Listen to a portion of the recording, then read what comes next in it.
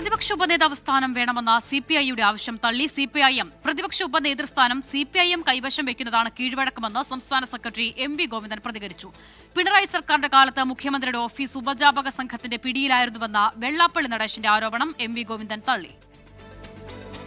പ്രതിപക്ഷ ഉപനേതാവ് പദവി ലഭിക്കാതെ സംയുക്ത നിയമസഭാ കക്ഷി യോഗത്തിൽ പങ്കെടുക്കില്ലെന്നറിയിച്ച് സിപിഐ സമ്മർദ്ദം ശക്തമാക്കിയിരിക്കുകയാണ്. സിപിഐഎം നിലപാട് വ്യക്തമാക്കുന്നത്.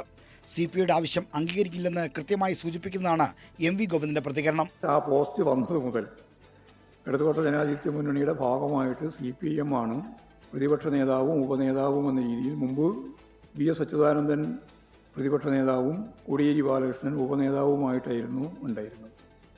അത് നേരത്തെ പറഞ്ഞ കീഴ്വഴക്കാണ്. ഞങ്ങൾ ആ പ്രശ്നങ്ങളൊക്കെ പരിഹരിച്ചു പോവുക തന്നെയാണ്.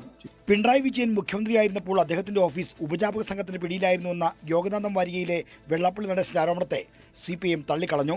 ഈ ആരോപണങ്ങളൊന്നും ഞങ്ങൾ അംഗീകരിക്കുന്ന ആരോപണങ്ങളൊന്നും ഇങ്ങനെ ഓരോരാളും അവരവരുടെ വാദമുഖങ്ങൾ മുന്നോട്ടേക്ക് വെക്കുന്നു എന്ന് മാത്രമേ ഉള്ളൂ. അതിനോടൊന്നും ഞങ്ങൾക്ക് യോജിപ്പില്ല. വൈദ്യുതി മന്ത്രി സണ്ണി ജോസഫിന്റെ പേഴ്സണൽ സ്റ്റാഫിൽ ഭാര്യ സഹോദരനെ നിയമിച്ചത് സ്വജനപക്ഷപാതമാണെന്നും സിപിഐഎം വിമർശിച്ചു. ശരിയില്ലാത്ത നടപടിയാണെന്ന് എല്ലാവർക്കും അറിയാലോ. പകൽ പിടിച്ചം പോലെ വ്യക്തമല്ലേ. മുഖ്യമന്ത്രി ഉൾപ്പെടെയുള്ള മന്ത്രിമാരും KPCCയും പറയട്ടെ.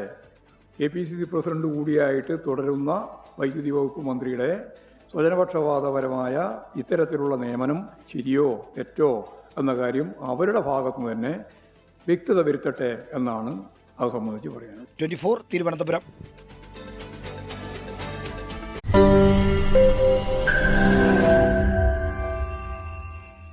ലോകത്തെവിടെയായാലും ഏത് സമയത്തും 24 വാർത്തകളും ഓഗ്മെന്റഡ് റിയാലിറ്റി പാക്കേജുകളും എക്സ്പ്ലെയിനറുകളും വിശദമായി കാണാൻ ഞങ്ങളുടെ യൂട്യൂബ് ചാനൽ നിങ്ങൾക്ക് സബ്സ്ക്രൈബ് ചെയ്യാം.